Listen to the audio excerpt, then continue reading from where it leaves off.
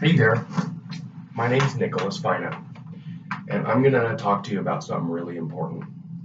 I wanted to ask, did you know that there are hundreds of people, maybe even like almost 1,000, who are homeless and starving on Christmas here in Pocatello and in Chubbuck, in this community? I've seen it myself in the work that I've done and the stuff that I've done and the charity that I've worked with, and it's not pretty. There's something that we can do about it though, and honestly, it doesn't have to cost you a cent. But where are all these people that you're talking about, Nick? Are these people, we don't have a homeless problem like in Chicago where we have whole cities of people living on the streets. Well, no, we don't, but it's starting to get worse. Um, our homelessness problem has actually gone up, and people who don't have a support network have also gone up. On top of that, we also have a huge population of people who are just alone, who are retired and do not have anyone to come visit them. And that's a terrible thing for people. Um, so anyway, who am I one to be talking to you about this? I've served in homeless shelter programs for many, many years. I've worked with Habitat for Humanity. I've worked with Aid for Friends. I also, on top of that, worked as a psychosocial rehabilitation specialist doing mental health work with people who were homeless to help lift themselves up so that they can have the skills to deal with life's troubles. So that definitely gives me an idea that I feel like I'm comfortable telling you about the Whitworth charity dinner that we do every year at the Senior Citizen Center here in Pocatello. But anyway, why do we need to do this? Why do we need to feed a bunch of people on Christmas that we don't even know? Well, the United States has a homelessness problem and a retirement problem, most of which are veterans and the elderly. The homelessness problem honestly kind of came here from the East and the West Coast after the 2008 housing crash, but it's finally starting to reach here, and it's definitely starting to look ugly. On top of that, our elderly populations are being left behind in an increasingly digital age. A lot of times they don't have anyone to be with because they don't know how to be with them, or they just don't, they can't keep up, or their entire support network had to move away because, as a lot of studies have been showing, millennials and the younger generations have had to move away in order to find good jobs, and increasingly are not coming back to their home. So anyway, what can be done about this, and what's so bad about it? Well, one of the problems with homeless people, for homeless people, and people who don't have anyone to be with, is not that they have the circumstances where they don't have the support network. It's that they've lost hope.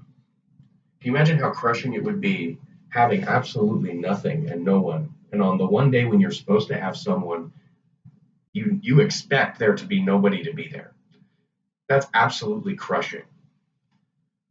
So what we do is they make a dinner where we come on Christmas Eve and we cook a huge feast, and we feed whoever wants to come, who's alone, and bring whoever they think doesn't have anyone to be with, so that we can have ourselves a large Christmas feast, so that nobody has to be alone in our community.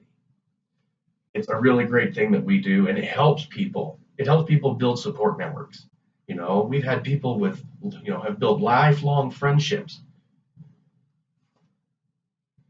People with lifelong friendships who have kind of pulled themselves up and, by working with each other and leaning on each other, have actually pulled themselves out of poverty. Another thing is that we work with people from other organizations.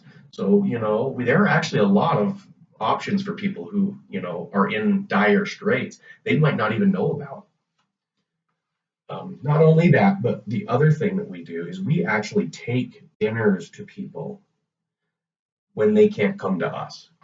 That's where we need a lot of the help, is that while people serve the dinners there, we take meals to people who we've received call-ins, or we just have a list of people who we know are alone.